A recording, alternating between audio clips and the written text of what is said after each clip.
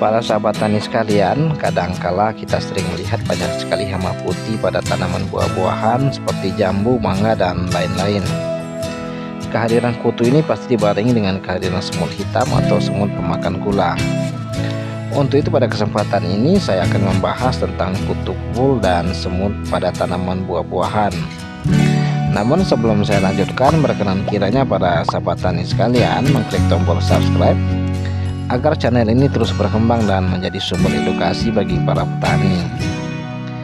Para sahabat tani sekalian, kutu putih adalah jenis hama penghisap, dan kutu putih merupakan imago yang biasanya tertutup oleh lapisan lilin yang berwarna putih dengan panjang tubuh 2 sampai dengan 3,5 mm dengan lebar 1 sampai dengan 2 mm, dan akan semakin tebal setelah nimfa menghisap cairan tanaman, sehingga tanaman yang dihinggapi oleh kutu putih memiliki ciri seperti daun menguning, kemudian rontoknya bunga dan kuncup serta buah. Dan biasanya kutu putih ini berada di sekitar sendi batang, di bawah daun dan kulit kayu, serta juga bisa berada pada kuncup bunga dan celah-celah lainnya. Dan biasanya juga banyak terdapat pada bagian-bagian tanaman yang kurang terbuka, dan beberapa jenis yang rentan terhadap serangan kutu putih ini terutama pada tanaman tropis dan subtropis. Di antaranya adalah pohon buah-buahan seperti jeruk, anggur, jambu biji, mangga. Dan biasanya serangan kutu putih ini akan semakin meluas di musim kemarau saat kelembapan relatif lebih kurang dari 70%. Sementara pada musim penghujan, populasi kutu putih akan menurun karena efek mekanis dari percikan air hujan.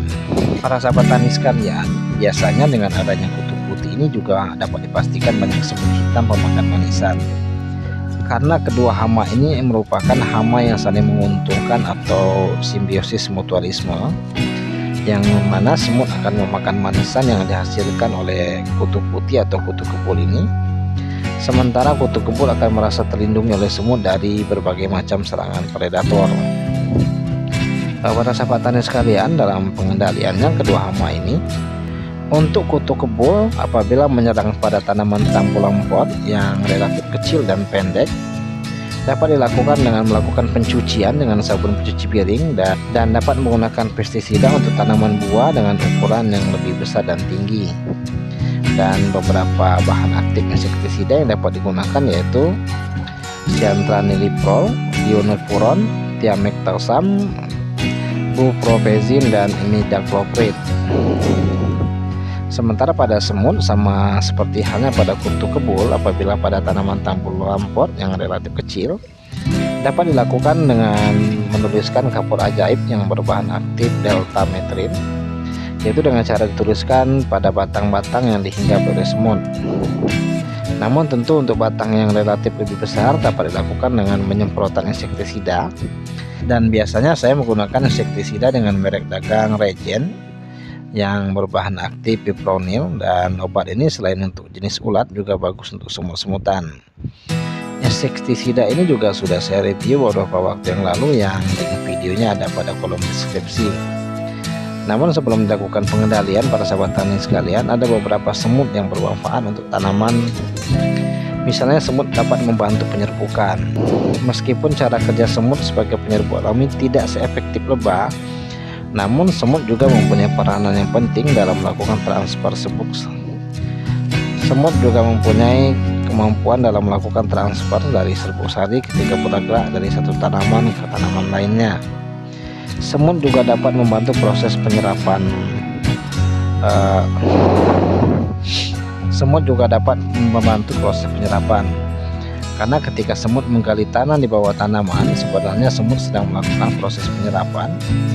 Ini terjadi karena pada terowongan yang dihasilkan, pada terowongan dihasilkan oleh semut, banyak terdapat air, udara, dan nutrisi yang dapat lebih mudah diserap oleh akar tanaman.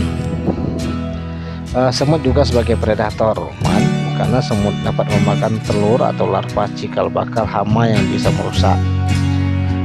Semut juga bisa memberikan dampak positif untuk tanaman, namun semut juga bisa menimbulkan masalah sebenarnya. Untuk itu para sahabat tani sekalian harus benar-benar memperhatikan apakah semut yang akan dikendalikan adalah semut yang merugikan atau menguntungkan. Para sahabat tani sekalian, demikian penjelasan yang singkat mengenai kutu kebul dan semut hitam ini. Semoga penjelasan singkat ini dapat menambah wawasan dan pengetahuan bagi kita semua. Dan sekali lagi berkenan kiranya para sahabat tani sekalian memberikan dukungan kepada kami agar channel ini terdapat berkembang menjadi sumber edukasi bagi para petani.